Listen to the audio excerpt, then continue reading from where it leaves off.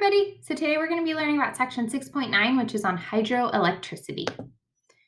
Learning objective that you're going to get for today is that you can describe the use of hydroelectricity in power generation and that you can describe the effects of the use of hydroelectricity in power generation on the environment.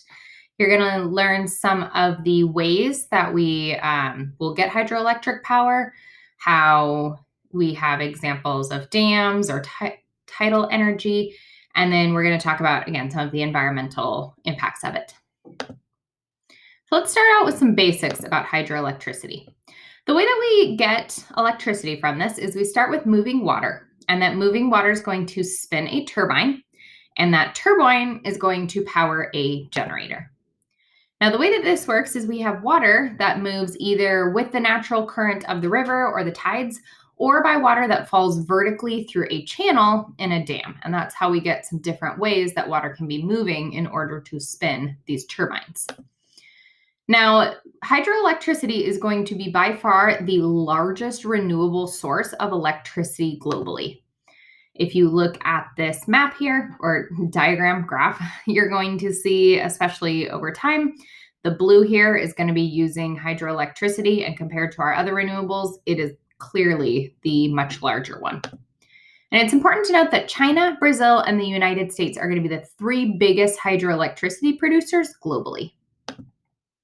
So let's start with talking about a couple different ways that we can get hydroelectricity.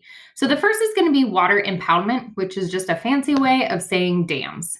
And the way that dams work is you build a dam into a river, and it's going to create a large artificial lake behind the dam, which is called a reservoir. And this is going to be the most common way that we do hydroelectricity. The way that this works is when you dam the river, it's going to make it so that operators can allow more or less water to go through the channel in the dam, which is going to increase or decrease the electricity production. And again, remember the way this works is that the water is going to flow, which in this example, it's flowing through a channel, which is going to turn a turbine, which is going to power a generator.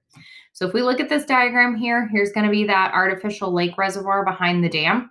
Then down here, we've got this channel where, again, we can control how wide it is, which will determine how much electricity we're producing. So the water will run through here. We've got that turbine that's going to power the generator, and then the water is going to flow out the other way. And then we've got power lines hooked up to it, which is going to be how we transport that electricity. And ultimately, this is going to be how the dam system works. Now, another thing that's beneficial is it allows us to control the flow of water downstream, which is going to help us to prevent seasonal flooding when we get high rainfall in certain times of the year.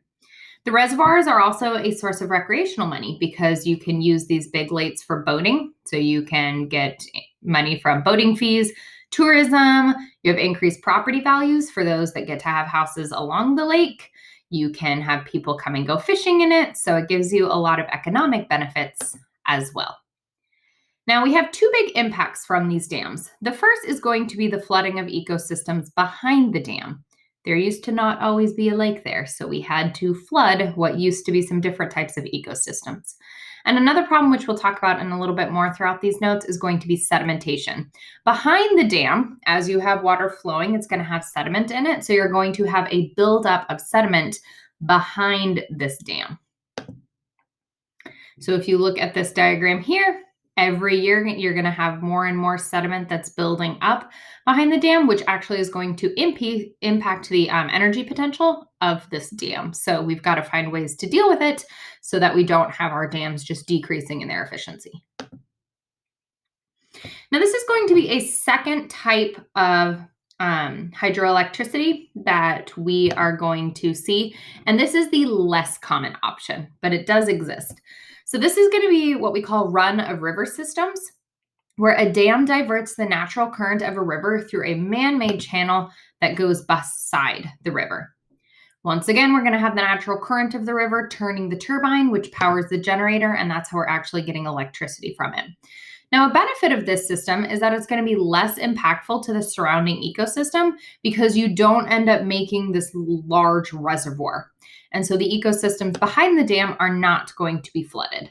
So if we see here, if we've got this river, you do have the dam, but instead of like having the big reservoir and stopping the water sometimes, you just re-divert the water so that it ends up going through a powerhouse with those turbines, and you're going to still have some of the river working normally and some of it just going through this alternate route. And you're still going to be able to get those turbines spinning in order to generate electricity for the generator. Another benefit of this is it doesn't stop the natural flow of sediments downstream like the water impound systems do. However, the reason it's less common and the big downside is it doesn't generate nearly as much power, and it can also be unavailable in warmer seasons when the river water levels are going to be lower. So this is going to be why it's less common, because it's kind of a lot of work for an unreliable, not as much source of energy. And then another option that we have is called tidal power. And this is where we're going to get a turbine being turned through the natural tide going in and out from the ocean that we get. And this is obviously only going to work in coastal areas. But the way that it works is when we have high tide, you've got the system set up so that the water is going to flow through. It's going to spin the turbine as the water is naturally going to lower tide. And then that's going to be able to power the generator, which is going to make electricity. So this is a way that we can use the natural highs and lows of the tide in order to get electricity production in coastal areas. So now we're going to talk about some of the drawbacks of hydro dams. And we're going to look at some of the ecological drawbacks, the environmental drawbacks, and the economic drawbacks. So the first ecological one is going to be the fact that we create these reservoir lakes, which is going to flood habitats behind them. So if you look at this example here, this big area did not always used to be a lake. It could have been some grasslands, it could have been forest, there could have been wetlands, and all of these are going to be gone because now your river is going to become a lake, which is clearly a different ecosystem. One of the things that this is going to also do is it's going to prevent the upstream migration of fish like salmon, which we have quite a few endangered salmon species here. And so the salmon are going to need to be able to swim back upriver to spawn in order to reproduce. So when you cut off that river with a dam, it's going to prevent their ability to do that. And as I talked about with the sedimentation, so you're going to have this sedimentation no longer flowing in a natural river system. So you're going to have changes upstream and downstream. So upstream, it's going to become warmer. You're going to have less oxygen, and you're going to lose your rocky stream bed habitat because it's all just going to be covered in sediment. And then downstream, because you have the dam blocking that flow, you're going to be losing that sediment, which actually is a nutrient source, and it's going to cause changes downriver. And this is especially going to be harming wetlands because the wetlands are going to be losing all these nutrients from sediments. And so this habitat that typically is really high in nutrients is now going to be deficient in some of those nutrients.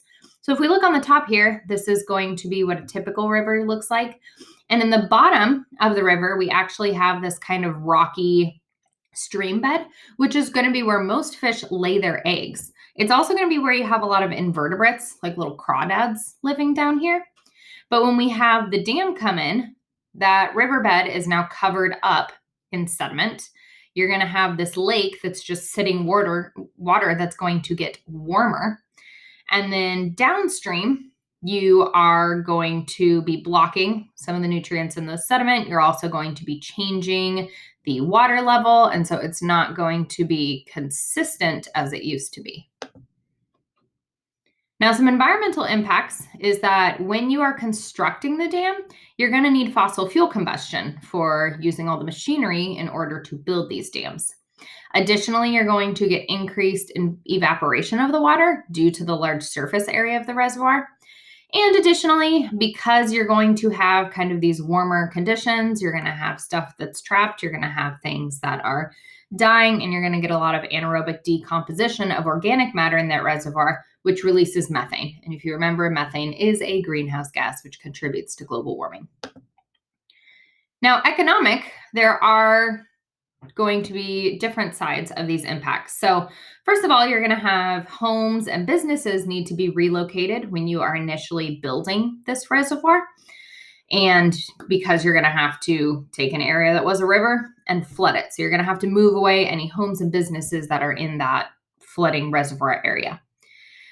Additionally, the initial construction of a dam is going to be very expensive. A plus side is you do create some long-term jobs through it. So that is a benefit, but it is a lot of money when you are initially constructing it. It also takes money to maintain it. And then because we have all that sediment that can build up, you don't want it to be decreasing the dam's efficiency. So you actually need to have cranes that come in and scoop out all that sedimentation from behind the dam. And that's going to be another economic cost for maintaining the dam. Additionally, we're going to get a loss of ecosystem services from downstream wetlands. You're going to have a potential loss of fishing revenue if the salmon breeding is disruptive. And so these are going to be economic consequences that kind of tied into some of those ecological ones. Now, scientists and engineers have come up with some solutions that they are not as great as the real thing, but are options for helping fish like salmon that do need to go upriver in order to spawn, and the dams are blocking that. So we have these things called fish ladders, and there's kind of different ways that we do it, but the most common one is where you have these cement steps or series of pools that migratory fish like salmon can use to continue migration upstream, around, or even over the dams. So if you see on the left-hand side here, that's what that can look like. And so you have fish that are going to be able to slowly make their way up, since they obviously can't just climb over that dam there. So you've got little pools that they're able to kind of jump their way up to get from beneath the dam to the other side of it. This is going to enable continued breeding for salmon, which are good for the salmon themselves, but salmon are also a food source for predators like large birds, bears, the orcas in our Puget Sound area, and then they also are a fishing revenue for humans. There is also this weird thing called a salmon cannon. And this is a similar alternative that's going to enable salmon to be captured or directed into a tube that carries them over the dam. And I have a small video of this, and it's about as ridiculous as you would assume from the name, where they basically have somebody who's going to take the salmon, pick them up, put them into this little like suction tube, and it's going to shoot them over the dam, which obviously takes a lot of manpower to do, but this is one that is used, and the government will help pay for this to be a thing. So if you didn't know it, salmon cannon, that's a real thing. Now, what are some of the benefits of hydro dams? First of all, you're not going to have any greenhouse gas emissions when you are producing the electricity. As I said earlier, the initial construction does require cement and machines that emit greenhouse gases. But once it is already constructed for continued creation of electricity, it's not going to be having greenhouse gas emissions. Additionally, the reservoir and the dam can be a tourist attraction. In fact, the places like the Hoover Dam attract a lot of tourists to come and see it. So the dam itself can even be an attraction.